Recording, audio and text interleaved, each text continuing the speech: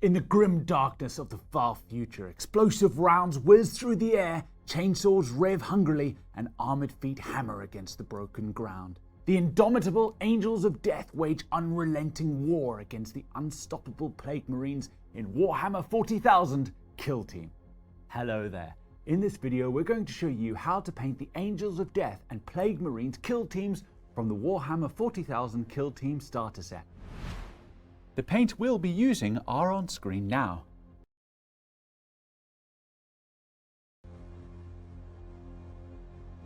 We also have a list of the additional equipment we've used, but you can use whatever brushes you feel most comfortable with.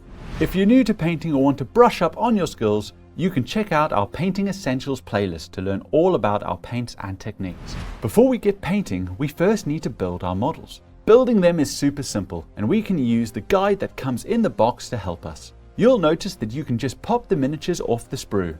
Gently push at the connection points and the bits will come off for you. There's no need for any glue. Simply line up the correct pieces and carefully push them together. You should have your miniatures built in no time at all, and then we can crack on with the painting. When it comes to the terrain in the box, it's a real treat. For the first time ever, you can find ready-to-use terrain that is absolutely awesome and super simple to put together.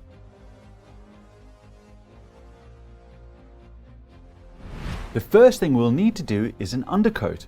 We'll be using our pot of Macragge blue to do this. Don't worry if you haven't heard of undercoating before, it's really simple. This is where we apply a paint to the whole model, and then this acts as a foundation for all our other paints to stick to. It's normal for the paint to settle and separate in the pot over time, so give it a good shake until it's a smooth, even color. While you're shaking, be sure to hold your finger or thumb over the lid to prevent it from opening accidentally.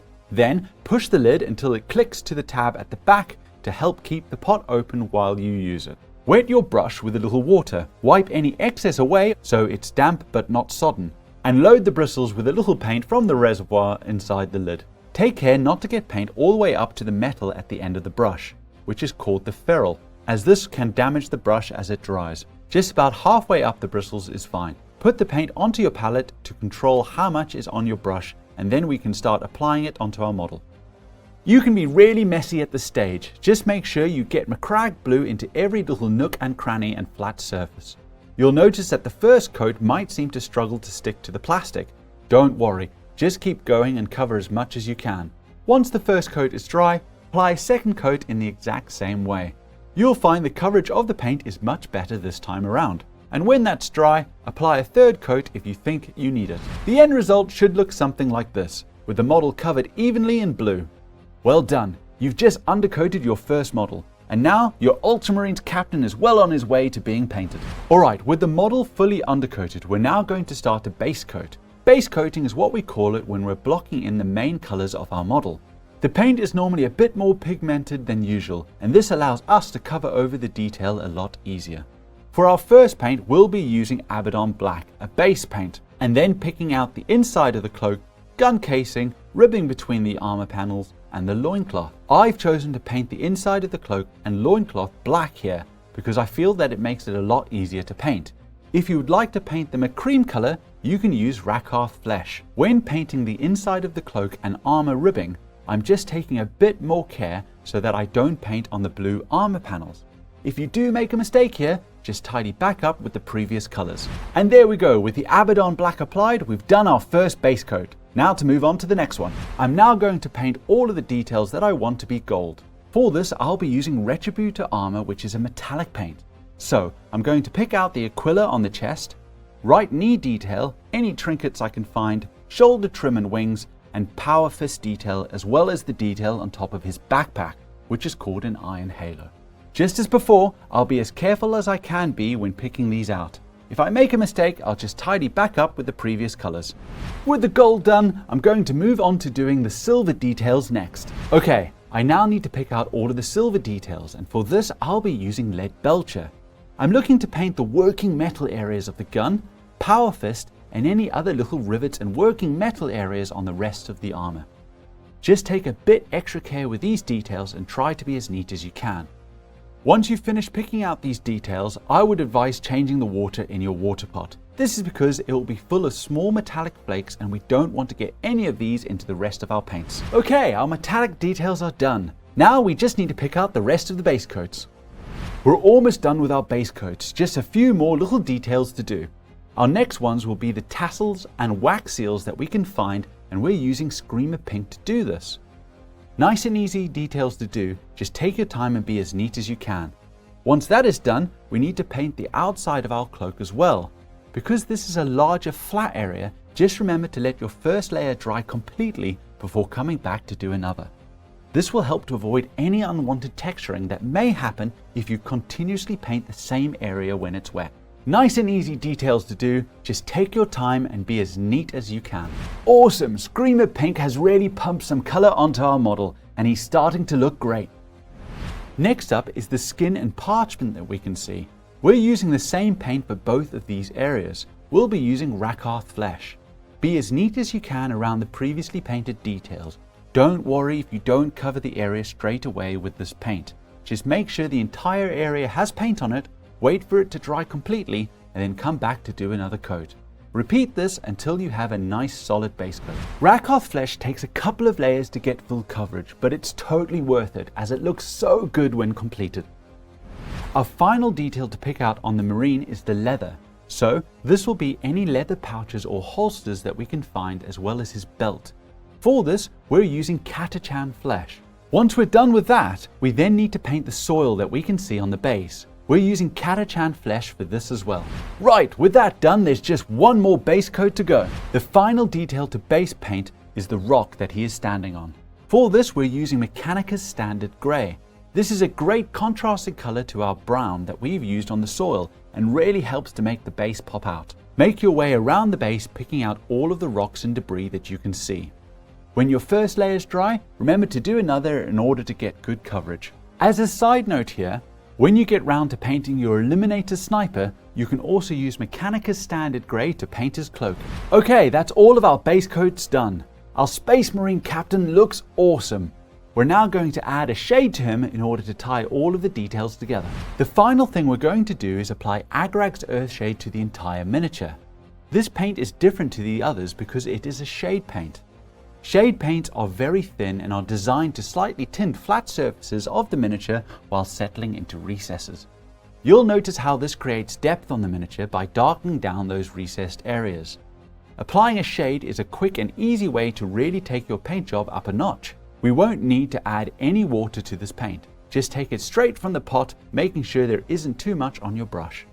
Agrax Earthshade works over many different base coats, so we can apply it over the whole model, even the base. When you're doing an all-over shade like this, work in small sections. We do this because it gives us enough time to fix any areas where we might have applied too much paint. You'll know when you've applied too much paint because you'll see the paint pooling in recesses and on larger flat surfaces, thus clogging up the awesome details of your model. Don't worry though, fixing it is really easy. Just dry off your brush and soak up the excess paint with your dry bristles. Once the entire model has had Agrax Earthshade over it, let it stand and dry for around 30 minutes. When it's completely dry, just as a finisher, you can paint the base room as well. You can choose any color for this really, it's completely up to you. I'm going to pick Abaddon Black because I think it frames the miniature nicely on the gaming table. Congratulations, you've painted your first Space Marine of the Angels of Death kill team. You can follow these exact steps for the rest of the members of the kill team as well. Okay, so just like how we did with our Space Marine Captain, the first thing that we need to do is an undercoat. For our Plague Marine, we'll be using Death Guard Green as our undercoat.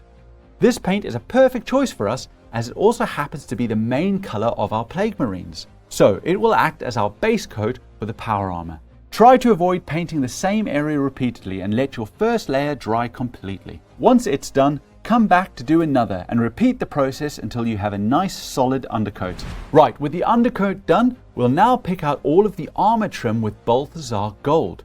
Be as neat as you can here and try to avoid getting it onto the power armor. If you do, as always, just tidy back up with the previous color. Once the armor trim is done, there are a few extra areas on the weapon that we can pick out as well, mainly the handles, some trims, as well as the back casing. Alright, that's our Balthazar gold done and it looks great. Now to move on to the silver details. I'll now move on to the silver metallics and I'm using lead belcher for this. We're looking to paint the working metals of the gun as well as the backpack and any other little areas that you think would be silver metallic.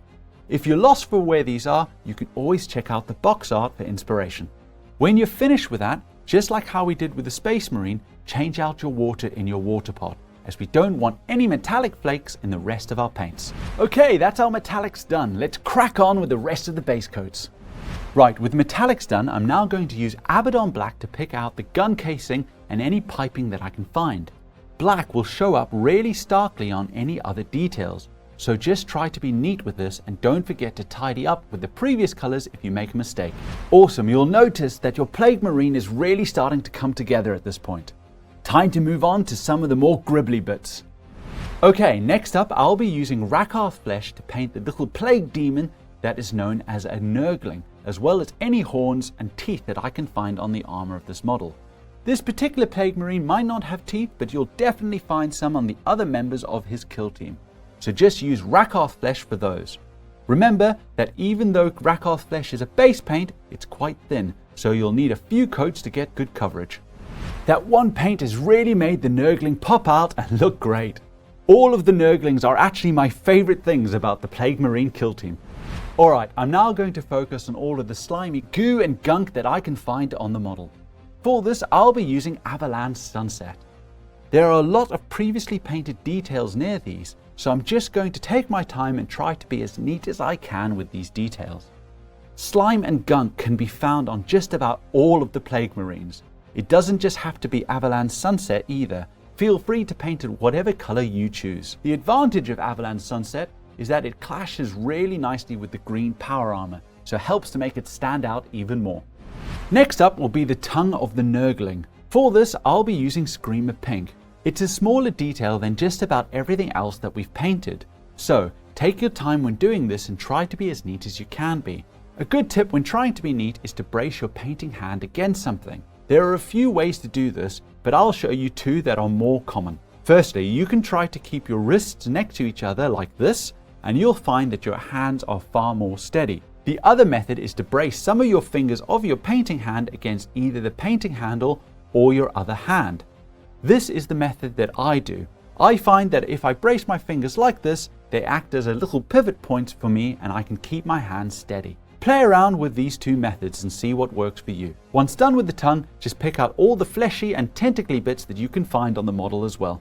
Screamer Pink has really made those fleshy bits come to life and look awesome. Plague Marines are so much fun to paint. We're now going to use Corax White to paint all of the little fungal infection-like details that we can see coming out of the armor and on various other details of the model. Again, these are smaller than most other details, so take your time with the process and be as neat as you can. Right, with those done, just a few more base coats to go. Next up, we'll be painting the base itself as well as the loincloth. For these, we'll use Catachan Flesh. This will help to tie it in with our Space Marine kill team and make it look like both kill teams are fighting in the same area. Little details like this really go a long way in telling a story and bringing out the character in your models. Once the base is done, then we just need to pick out the loincloth as well. Alright, with the loincloth and base picked out, there's just one more base coat to go. The final detail to base coat will be the rock that our Plague Marine is stood on. Just the same as with our Space Marine captain, we'll paint the rock with Mechanicus Standard Grey. And there we go, our Plague Marine is fully based and looks great. Okay, we're moving on to the shade paint now, and our first will be Caribou Crimson. We're going to use this paint over the Nurgling and fungal infection details that we can find. Just like before, when using a shade paint, do each area at a time and watch out for any pooling. If you see any, dry off your brush and soak up the excess paint. The next shade paint will be Agrax Earthshade, and we'll use this to go over all of the rest of the details on the model, including the base. Try to avoid any areas where you've used Caribou Crimson, and remember to paint in sections and look out for any pooling. Once you've covered the rest of the details, leave the model to dry for around 30 minutes. When it's completely dried, you can then use Abaddon Black to paint the rim of the base. And there we go, you've completely painted your first Plague Marine. You can use the exact same steps to paint the rest of the models in your Plague Marine kill team. In this video, we've shown you how to paint the Angels of Death Plague Marines kill teams, so that you can get them on the gaming board in no time at all. We've had a lot of fun with this video, and we hope it's given you the inspiration to get your own kill teams painted. For more painting videos, head over to our YouTube channel. If you need more help, you can always head to one of our Warhammer stores where our friendly staff will be more than happy to help. Well, we hope you've enjoyed this video and we'll see you again soon. Bye bye!